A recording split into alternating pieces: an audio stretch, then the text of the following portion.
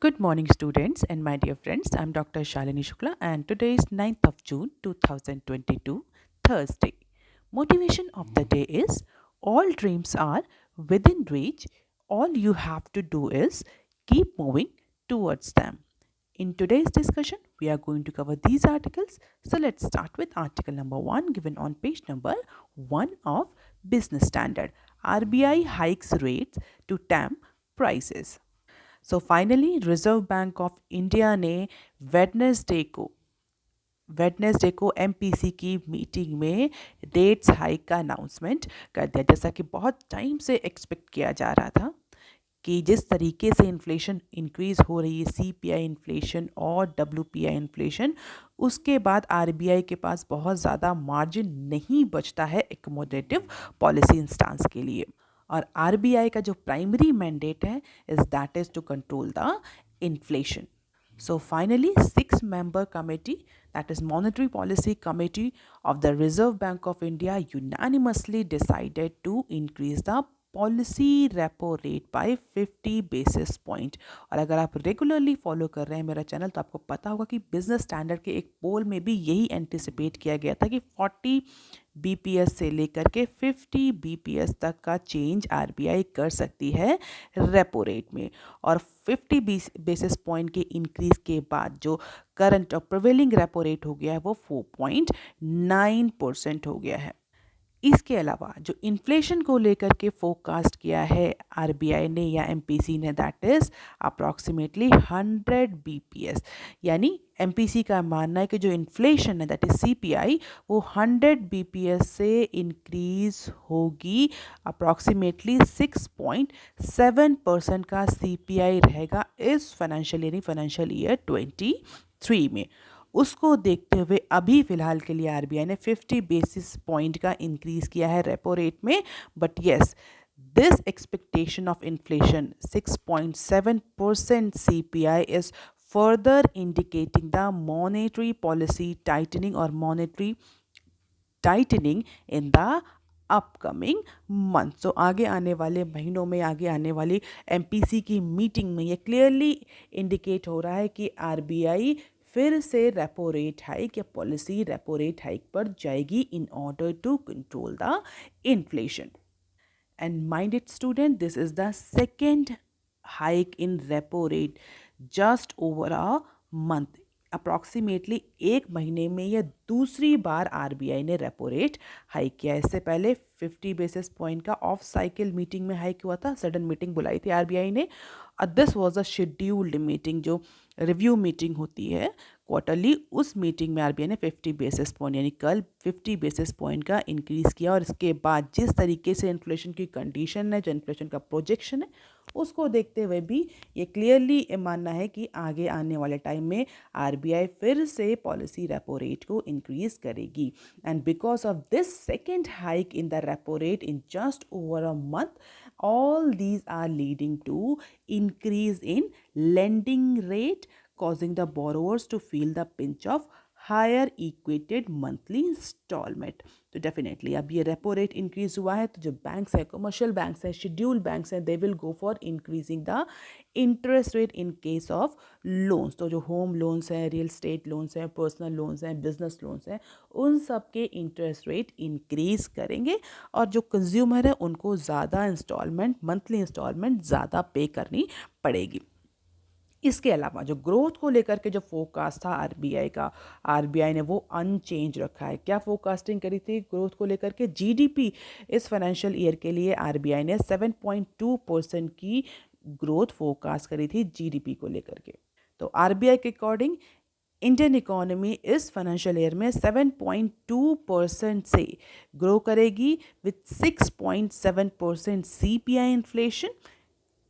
And all this data currently indicating that yes, there is a need of further increase in policy repo rate. So RBI governor ने कल media को indicate करते हुए बोला कि RBI का instance जो है वो अब बहुत क्लियर है, that RBI is all set to withdraw the accommodative monetary policy instance. तो अब आरबीआई पॉलिसी टाइटनिंग, या हम इसको अदर लैंग्वेज में बोलें तो पॉलिसी नॉर्मलाइजेशन के लिए जा रही है। बट येस, आरबीआई के गवर्नर का ये कहना है कि अगर अभी भी हम देखें मीडिया में इंटरेक्शन के टाइम पर, उन्होंने बोला कि अगर हम अभी भी देखें प्री पैंडेमिक लेवल से अगर कंपेयर करें तो we are still below the pre pandemic level in terms of rate. So pre pandemic level के कंपैरिजन में अभी भी आरबीआई का ये कहना है कि जो पॉलिसी रेपो रेट है वो पैंडेमिक के कंपैरिजन में अभी भी लो है। प्री पैंडेमिक ये और ज़्यादा था। In terms of liquidity, surplus liquidity in the market, it is still higher than the pre pandemic level. Definitely अगर जो पॉलिसी रेपो रेट है प्री पैंडेमिक लेवल से लो है तो लिक्विडिटी प्री पैंडेमिक लेवल से हाई ही होगी। तो in other sense the stance will remain accommodative, but yes we will initiate for policy normalization, ऐसा कहना है आरबीआई के गवर्नर का। तो कितना रेपो रेट था अगर हम बात करें प्री पैंडेमिक, तो प्री पैंडेमिक में द रेपो रेट वॉज 5.15%, और अभी कितना है?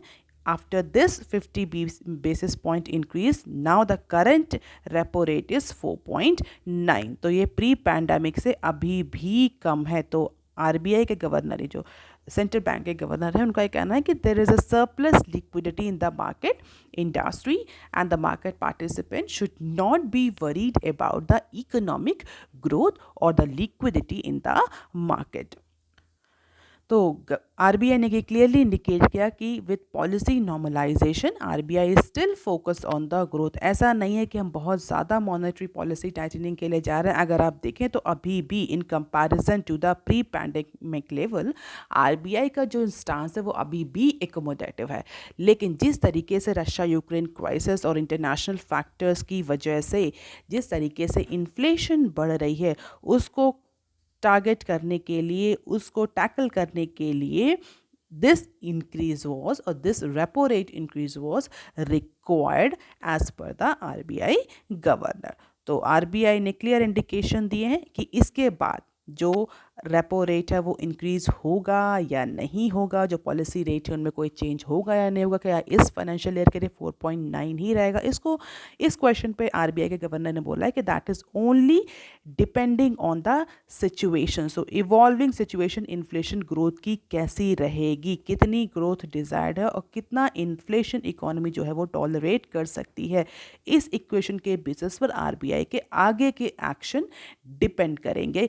But RBI is not bound by any stereotype conventions now। तो RBI कोई भी अनकन्वेंशनल मेजर्स ले सकती है in order to support the economy, in order to support the growth, in order to curtail the inflation। So this is the repo rate trend since Jan 20 to Jan 22।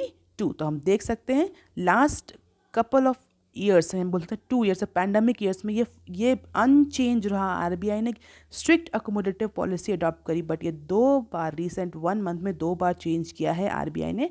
Now repo rate is 4.9, but pre pandemic में it was 5.15। तो pre pandemic से अभी भी कम है। It means RBI का जो overall stance है वो अभी भी अकोमोडेटिव है, liberal policy. But yes, in comparison to the previous 2 years, pandemic year से उससे अब थोड़ा सा आरबीआई ने नॉर्मलाइजेशन स्टार्ट कर दिया है। And this is the market reaction, how market is reacted. Sensex का रिएक्शन कैसा रहा और गवर्नमेंट के 10 साल की जो जिस सिक्योरिटी रहे उनका यील्ड रेट क्या रहा। तो this is the reaction by the different market, bond market and share market.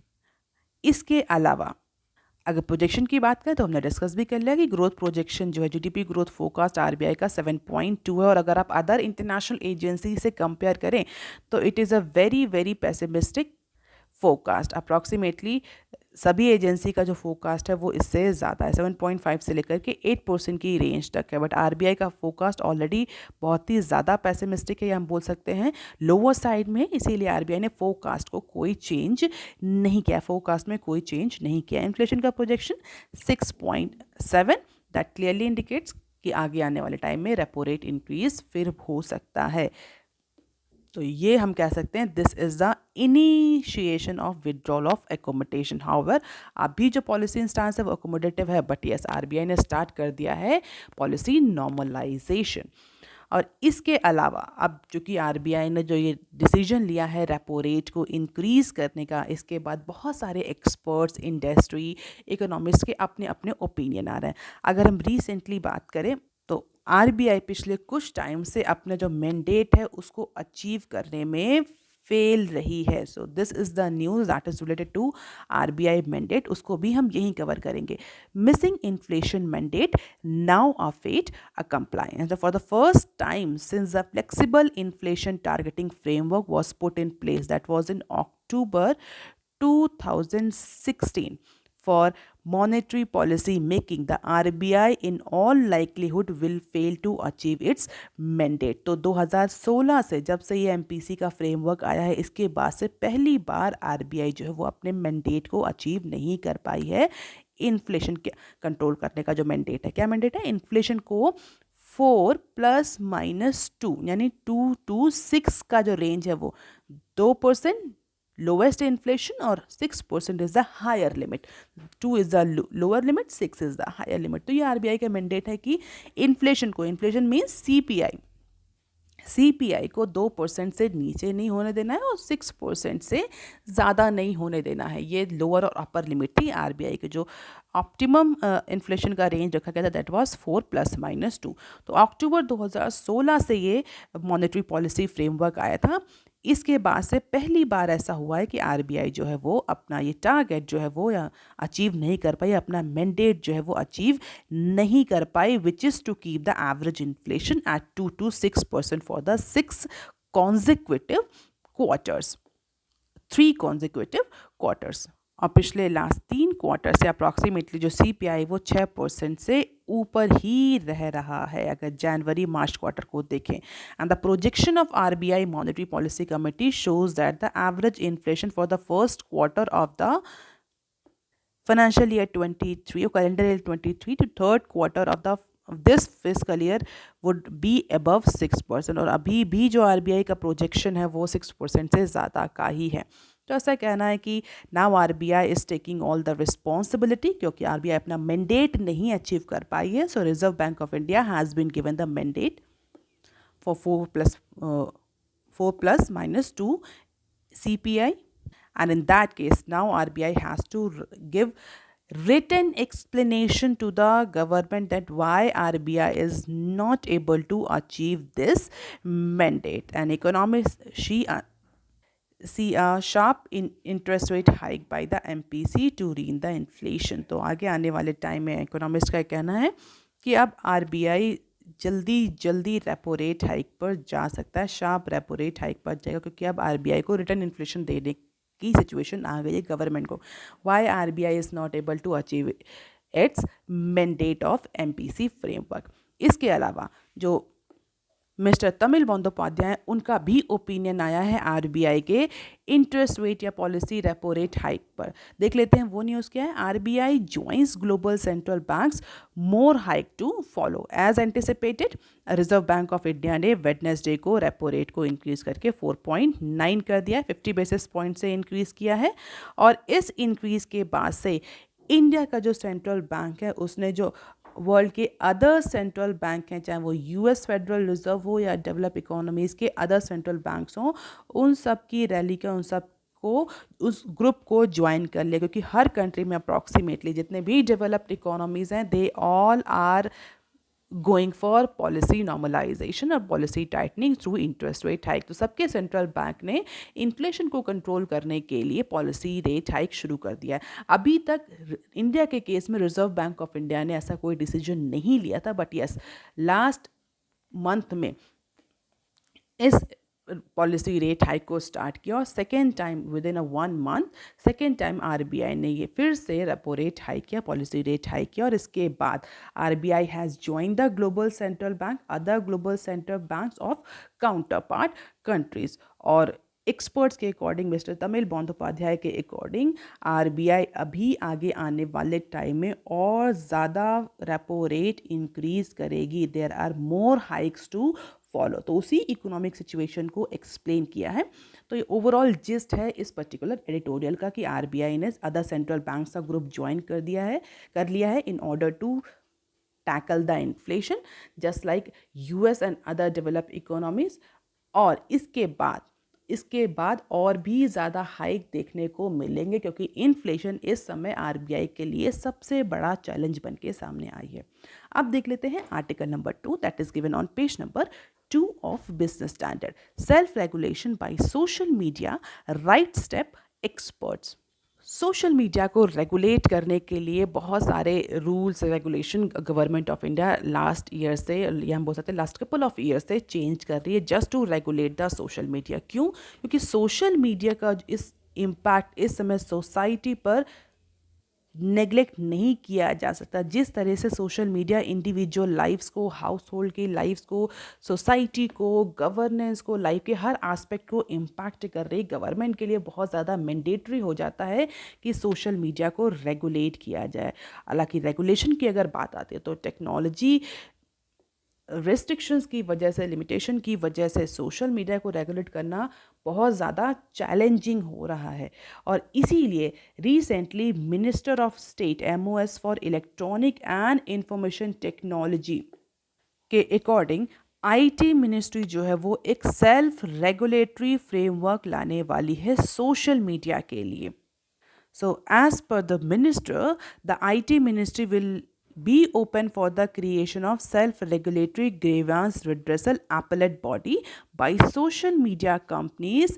It is a positive step by government. क्यों? क्योंकि गवर्नमेंट को रियलाइज़ हो गया कि बहुत ज़्यादा रूल्स रेगुलेशन से भी आप सोशल मीडिया को कंट्रोल नहीं कर पाएंगे, क्योंकि कई बार इसको लेकर के freedom of expression, fundamental right violation के भी कई सारे इश्यूज रेज होते हैं। तो अब गवर्नमेंट ने एक डिफरेंट, एक यूनिक, एक पैक्यूलियर वे ढूंढा है सेल्फ रेगुलेशन का, जहां पर सोशल मीडिया कंपनीज को बोला गया है कि वो सेल्फ रेगुलेट करें खुद को instead of depending on the government regulation. Now social media companies should regulate themselves। कैसे रेगुलेट करें वो अपने आप को?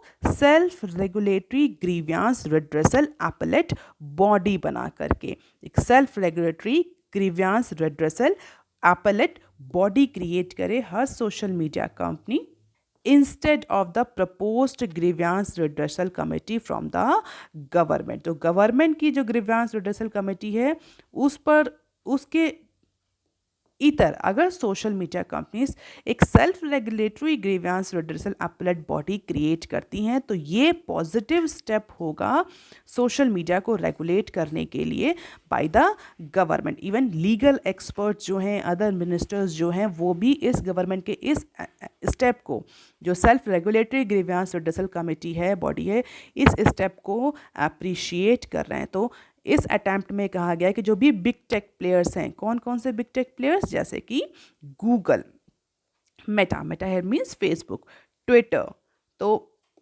इन सबको डायरेक्ट किया है कि आप खुद अपने लिए ग्रीवियंस रिड्रेसल बॉडी बनाइए और जितने भी ग्रीवियंसेस हैं रिलेटेड टू सोशल मीडिया उस बॉडी में उसको एड्रेस किया जाए। हालांकि अभी इस पर गूगल, फेसबुक, ट्विटर इन सब का कोई भी ओपिनियन नहीं आया है, लेकिन जो लीगल एक्सपर्ट्स हैं, लीगल फ्रेटर्निटी हैं, उनका ये मानना है instead of going for government propose grievance redressal body, if social media companies go with self-regulatory grievance redressal body, that will be more impactful, more effective even for the government, for governance, for social media companies. और जिस तरीके से अपने IT rules को, social media rules को लेकर के governor ने बैकक्लैश फेस किया है, उसके कंपैरिजन में ये सेल्फ रेगुलेटरी बॉडी जो है दैट इज़ मोर पॉजिटिव और इस स्टेप को अप्रिशिएट किया है। This is a very strategic and tactical move by government in terms of dealing with the policy and regulatory challenges in case of social media, क्योंकि social media अब individuals की life को deeply penetrate कर चुकी है। तो उस rules regulation से उन्हें मॉनिटर करना, रेगुलेट करना, एक्सटर्नल रूल रेगुलेशन से पॉसिबल नहीं होगा जब तक कि सेल्फ कंट्रोल एक्सरसाइज नहीं किया जाएगा. Self control in case of social media companies, in case of individuals as well. तो उसी के लिए this is a tactfully taken decision, और एक्सपर्ट जो हैं वो इसको अप्रिशिएट कर रहे हैं. On the other hand, by allowing the social media players to create a self regulatory body, the government is creating the co-regulatory model, just like the Germany ने भी यही को रेगुलेटरी मॉडल यूज़ किया है in order to control the social media, in order to regulate the social media, instead of going for national regulator और government propose redressal body.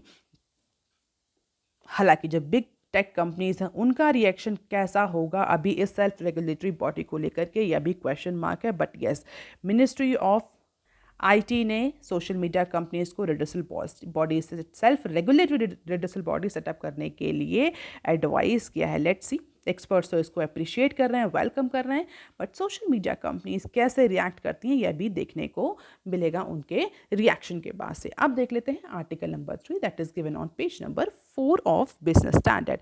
Now credit cards can be linked to UPI. कल RBI ने repo rate increase करने के बाद से और कुछ और भी डिसीजन लिए हैं in order to support the economy, क्योंकि आरबीआई का बहुत ज़्यादा क्रिटिसिज्म हो रहा है अपने इन्फ्लेशन मैंडेट को ना अचीव करने की वजह से. तो क्या डिसीजन लिए उनको भी हम एक ही न्यूज़ में डिस्कस करेंगे. Now RBI on Wednesday allowed the linking of credit card to UPI. अब आरबीआई ने वेडनेसडे को ये अनाउंसमेंट किया है कि जो क्रेडिट कार्ड्स हैं उनको यूपीआई से लिंक किया जा सकेगा. इस न्यूज़ को समझने से पहले थोड़ा सा बैकग्राउंड समझना ज़रूरी है. अगर आप रेगुलरली न्यूज़ चैनल फॉलो कर रहे हैं तो आपको पता होगा रिसेंटली आरबीआई का लास्ट ईयर दिसंबर में आरबीआई का एक मैंडेट था कि जिसमें जो भी पेमेंट एग्रीगेटर कंपनीज हैं उनको इंडिविजुअल कस्टमर्स के क्रेडिट कार्ड या डेबिट कार्ड को स्टोर करना अलाउ नहीं था, उसका डेटा स्टोर करना अलाउ नहीं था. इसके लिए आरबीआई ने जितनी भी पेमेंट एग्रीगेटर कंपनीज थे उनको डायरेक्शंस भी दिए थे कि आपके पास जो भी कस्टमर्स का क्रेडिट कार्ड या डेबिट कार्ड का डेटा स्टोर है उसको डिलीट कर दीजिए और नए जो पेमेंट प्लेटफॉर्म्स हैं नए तरीके से अपने पेमेंट प्लेटफॉर्म्स को डेवलप करिए. उसको लेकर के काफ़ी ज़्यादा ह्यू एंड क्राई हुआ था. पेमेंट एग्रीगेटर कंपनीज का कहना था कि इससे जो ईज़ ऑफ पेमेंट है वो रिड्यूस होगा और जो बेसिक यूएसपी है पेमेंट एग्रीगेटर कंपनी से कि उनका जो पेमेंट है वो आसानी से हो जाता है, वो जो उनका फीचर है वो कम हो जाएगा, वो रिड्यूस हो जाएगा, जिसकी वजह से उनकी जो मार्केट है वो डाउन होगी. अगर पेमेंट में ईज़ नहीं होगा तो कस्टमर्स जो है वो पेमेंट एग्रीगेटर कंपनीज के प्लेटफॉर्म्स को यूज़ नहीं करेंगे, तो उनका जो मार्केट है वो डाउन होगा. हालांकि उसके लिए बाद में आरबीआई ने उन्हें एक्सटेंशन भी दिया था 6 मंथ का, और इसके बाद से एंटिसिपेट किया जा रहा था कि जो लिंकिंग चल रही है यूपीआई से क्रेडिट कार्ड की और अदर पेमेंट एग्रीगेटर से, इसको शायद आरबीआई अप्रिशिएट ना करे या फर्दर एक्सेप्ट ना करे. बट कल आरबीआई ने एक और डिसीजन लिया जिसके तहत जितने भी क्रेडिट कार्ड होल्डर्स हैं अगर वो चाहें तो अपने क्रेडिट कार्ड्स को यूपीआई से, UPI stands for unified payment interface, उससे लिंक कर सकते हैं which so far was being used as a pay now facility. और इसके बाद से कस्टमर के पास बहुत सारे ऑप्शंस हो जाएंगे क्रेडिट कार्ड के अलावा डेबिट कार्ड को भी यूज़ करने का. अभी तक क्या था, अभी तक कस्टमर पे नाउ फैसिलिटी यूज़ करते थे जिसके तहत उनके जो बैंक अकाउंट्स होते थे, कस्टमर्स के जो बैंक अकाउंट्स होते थे वहाँ से जो पैसा था वो डायरेक्टली डेबिट होता था for any transaction. So initially home grown card network RuPay card will be linked with UPI. तो अभी जो अदर इंटरनेशनल कार्ड प्रोवाइडर्स हैं जैसे कि वीज़ा, मैस्ट्रो, वो अभी फ़िलहाल के लिए उनकी लिंकिंग अलाउ नहीं है. जो रुपे क्रेडिट कार्ड्स हैं पहले उनकी लिंकिंग अलाउ करेगी यूपीआई से RBI, just to see the impact of this decision on other aspect of financials. और आरबीआई के अकॉर्डिंग अगर ये अरेंजमेंट एग्जीक्यूट हो जाता है और जो कस्टमर्स हैं उसको डिफ्यूज़ कर लेते हैं या एक्सेप्ट कर लेते हैं, अडॉप्ट कर लें, तो this will open a more avenues and more convenience for the customer for making the payment through UPI. तो यूपीआई से पेमेंट करना आप कस्टमर्स के लिए और ज़्यादा आसान हो जाएगा अगर ये अरेंजमेंट जो है आरबीआई जैसा एक्सपेक्ट कर रही है वैसे उसी तरीके से डिफ्यूज़ हो जाता है मार्केट में. तो अब जो पे नाउ इंस्ट्रूमेंट्स हैं यूपीआई जो भी यूज़ हो रहा है पे now instruments, now bank account or the money in bank account is not required. अगर क्रेडिट कार्ड आपका लिंक है तो कस्टमर के अपनी क्रेडिट फैसिलिटी को यूज़ करते हुए जो पेमेंट है, स्मॉल पेमेंट्स हैं, उनको कर पाएगा, भले ही बैंक अकाउंट में बैलेंस हो या no. Definitely it will be a credit. So effectively, one will be using the credit facility that is already available on the credit cards. तो क्या है, कस्टमर्स के लिए ऑप्शंस बढ़ाए जा रहे हैं, ईज ऑफ ट्रांजेक्शन्स बढ़ाया जा रहा है। अभी तक पे नाउ की फैसिलिटी यूज़ होती थी, अगर आपके बैंक अकाउंट में बैलेंस है तभी आप वो ट्रांजेक्शन कंटिन्यू कर पाएंगे। But now you can opt the credit facility for any transaction through your credit cards, especially RuPay credit card as of now। Visa और मास्टर कार्ड जो है उसको फिलहाल के लिए अभी स्टॉप या भी होल्ड पर रखा गया है। And this will open a lot of options for customers as well as the credit card provider company. So UPI is linked to the debit card of the customer to their saving accounts or the current accounts, and aligning the UPI with credit card is meant to provide the customer more choices। तो यह customer के लिए तो ease of transaction होगा ही, इसके अलावा जो credit card provider companies हैं उनके लिए भी ये बेटर अपॉर्चुनिटी है। हालांकि प्राइसिंग स्ट्रक्चर कैसा रहेगा अभी इसको लेकर के आरबीआई ने कोई डिसीजन नहीं लिया है। But yes, the basic objective of linking credit card to UPI is to provide the customer wide choices of payment, whether they have balance or not, they can opt their credit facility। हालांकि इसका क्या impact पड़ेगा, क्या कितना diffusion होगा इस decision का, वो आगे फ्यूचर में देखने को मिलेगा। और उसी के बाद से ये वीज़ा या मास्टर कार्ड में इस डिसीजन को, इस लिंकिंग को एक्सटेंड करेगी RBI. And this is the UPI performance since Jain 2022 मई 2022। और हम देख सकते हैं कंटिन्यूसली लीनियर फॉर्मेट में अगर हम देखें तो यूपीआई में जो ट्रांजेक्शन्स नंबर हैं, ट्रांजेक्शन वॉल्यूम्स हैं, वैल्यू है, वो कंटिन्यूसली लास्ट 3 ईयर से इंक्रीज हो रहा है जब से यूपीआई लॉन्च हुआ है। और इस डिसीजन के बाद से जबकि क्रेडिट कार्ड को यूपीआई से लिंक किया जा सकेगा, this decision will definitely increase the more transactions in terms of value and volume through UPI। अब देख लेते हैं अदर डिसीजन क्या लिया आरबीआई ने। E mandate cap for recurring payment raise to 15,000 rupees। So in a relief to subscriber of journals and insurance customers for paying the premium on a regular basis, the RBI has increased the limit of e-mandate for recurring payment approximately 15K। अभी तक कितनी limit थी? 5K। 5,000 से बढ़ाकर उस limit को, recurring payment की limit को 15,000 कर दिया है। अक्टूबर में इफ़ यू रिमेंबर हमने डिस्कस किया था कि जो पेमेंट एग्रीगेटर कंपनीज हैं, बैंक्स हैं, सबको मना किया गया था कि कस्टमर के bank data, credit card data या डेबिट कार्ड का डेटा या अकाउंट्स के डेटा आपको नहीं स्टोर करना है। उसकी वजह से जो रिकरिंग पेमेंट, लोन इंस्टॉलमेंट के पेमेंट्स है, उसको लेकर के आरबीआई ने जो लिमिट थी वो 5,000 कर दी थी कि इससे ज़्यादा आप रिकरिंग पेमेंट नहीं ले सकते किसी के अकाउंट से। हालांकि इसके बाद बहुत सारी कंप्लेन आई, तो अब आरबीआई ने फ़िलहाल के लिए ये जो लिमिट है वो जर्नल और इंश्योरेंस कस्टमर्स के लिए बढ़ा करके 15,000 कर दी है। While the announcing the move, the regulator set more than 62.5 million mandate has been registered in favor of the large number of domestic and over 3,400 international merchant। तो अब e mandate cap for recurring payment has increase to 50K, जिससे कि customer को अब ज़्यादा control होगा अपने financial services पर। अभी तक 5,000 का ही था, तो definitely it will be ease for transaction for customer। अब देख लेते हैं some other news clip. Centre hikes MSP for kharif crops by 5 to 9%। तो गवर्नमेंट ने वेडनेसडे को खारिफ क्रॉप के लिए 3 कौन कौन सी क्रॉप्स होती हैं आप मुझे कमेंट सेक्शन में लिख करके बता सकते हैं, और उनका टाइम पीरियड क्या होता है। फिलहाल के लिए खरीफ फसल के लिए गवर्नमेंट ने जो एमएसपी थी उसको इंक्रीज कर दिया है फॉर फाइनेंशियल ईयर 23। MSP यानी minimum support price। So the government on Wednesday raised the minimum support price for Kharif crop for financial year 23 from July to June by around 5.9%, and the highest hike were reserved for pulses and oilseed, notably moong, soybean and sunflower seed has been normed in the past several years। तो जवार, मूंग, soybean, sunflower seed, इन सब के लिए minimum support price government ने increase कर दिया 5 से 9% का, और ये है नया MSP रेट। You can just have the glimpse of it in order to see कि किस क्रॉप में कितना परसेंट इंक्रीज किया। सबसे ज़्यादा इंक्रीज अगर हम देखें तो सोयाबीन येलो में हुआ है, फॉलोड बाई जवार। तो इससे फार्मर्स को और ज़्यादा फायदा होगा, जो प्रोडक्शन है वो और ज़्यादा इंक्रीज होगा, specially for these agriculture commodities. अब देख लेते हैं next clip. Rupee closes at all time low of 77.74 against dollar. तो थर्सडे को, ट्यूसडे को जिस तरह से आरबीआई ने इंटरवेंशन किया था by state owned bank dollar को खरीद करके, उसका बहुत ज़्यादा इम्पैक्ट फॉरेन एक्सचेंज मार्केट पर देखने को नहीं मिल रहा है।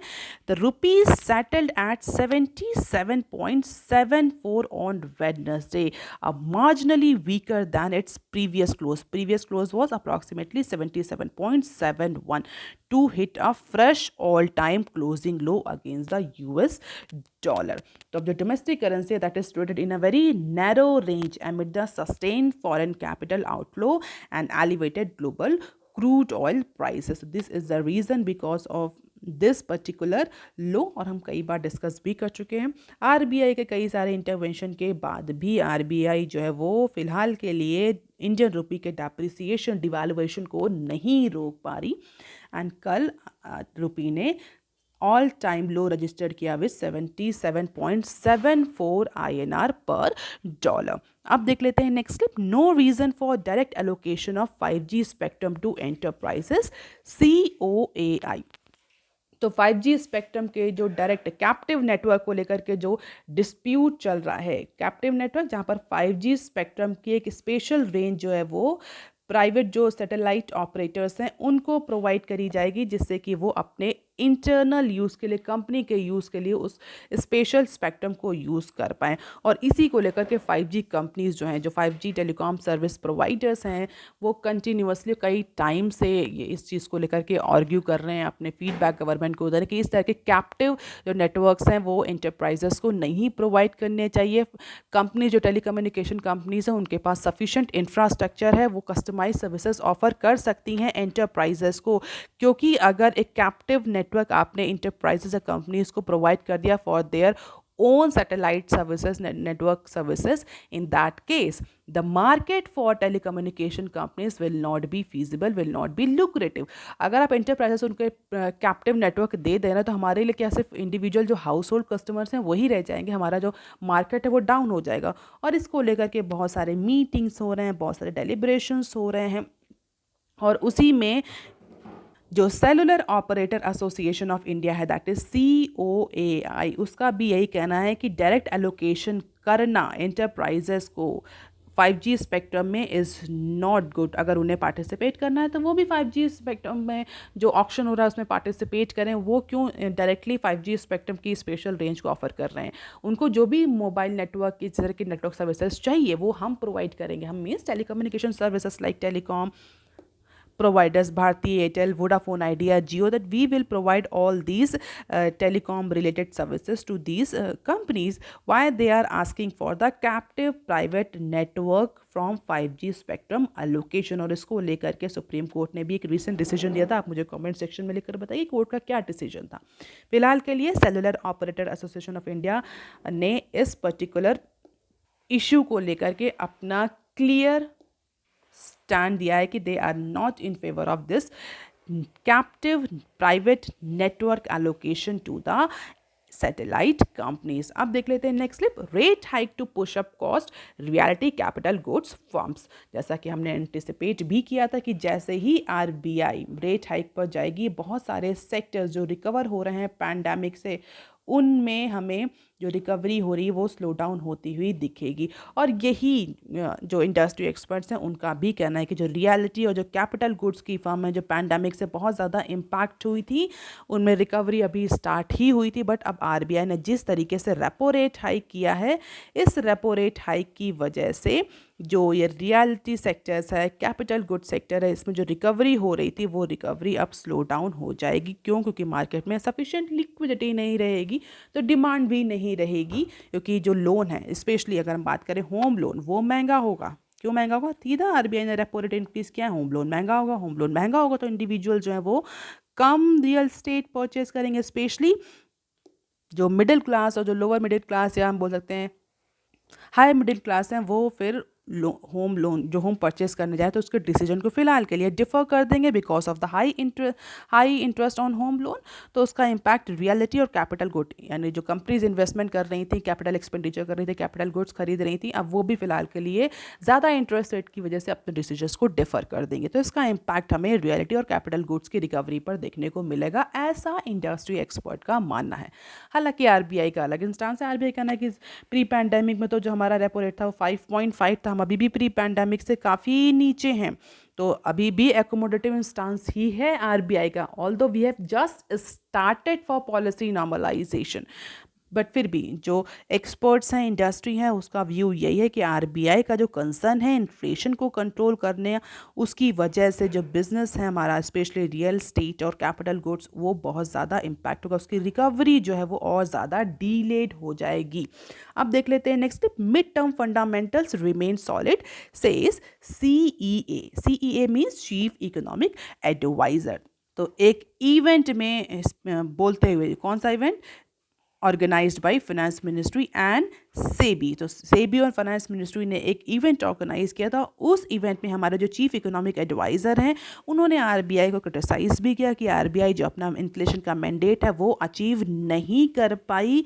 इसके अलावा अगर गवर्नमेंट की बात करें तो उन्होंने गवर्नमेंट को लेकर के बोला कि गवर्नमेंट वॉज ऑल सेट और all prepare to deal with the current global micro economic challenges through flexible and adroit policy making. तो फिस्कल पॉलिसी की अगर बात करें तो गवर्नमेंट जो है वो किसी भी तरह के नॉन कन्वेंशनल मेथड्स को, मेजर्स को लेने के लिए तैयार है। हमारे जो फंडामेंटल्स हैं दे आर स्ट्रॉन्ग, और जो भी माइक्रो इकोनॉमिक चैलेंजेस हैं उसको गवर्नमेंट अच्छे से टैकल करेगी through flexible policy making approach. और उसी बात को रिपीट करके, in comparison to the other countries, counterpart countries, Indian economy are in better position to face the challenges that we are currently encountering।